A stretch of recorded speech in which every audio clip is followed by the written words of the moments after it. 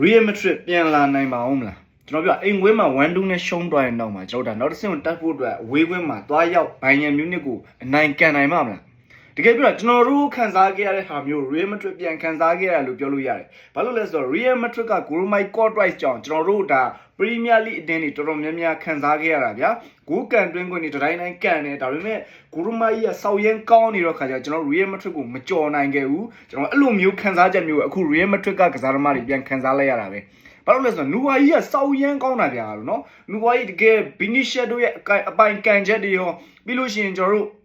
ဒီ Mbappe ရဲ့အပိုင်ကန်ချက်တွေရောလုံးဝစေ့သွားတာအဲ့ဒါကြောင့်ပဲကျွန်တော် Real Madrid ကရှုံးသွားတာဗျာတစ်ဖက်ကကျွန်တော်တို့ဒါ Bayern Munich ကလည်းဒါတချို့ကောင်တာအလုံးတွေတကယ်ကိုဂိုးရနိုင်တဲ့အခွင့်အရေးတွေအတုံးမချနိုင်တာလည်းပါပါတယ်ဒါပေမဲ့ကျွန်တော်ဒါ Real Madrid အနေနဲ့အိမ်ခွင်းမှာသူတို့ရဲ့စူးစမ်းအားထုတ်မှုတွေကိုနူဝါကြီးကစေ့သွားတာဗျာတော်တော်ကြီးကိုပဲကောင်းပါတယ်ဗျာနော်အသက်ကလည်း40ရှိနေပြီလေဗျာ40ဆိုတာတကယ်ကိုလူလက်ပိုင်းရောက်နေပြီဗျာ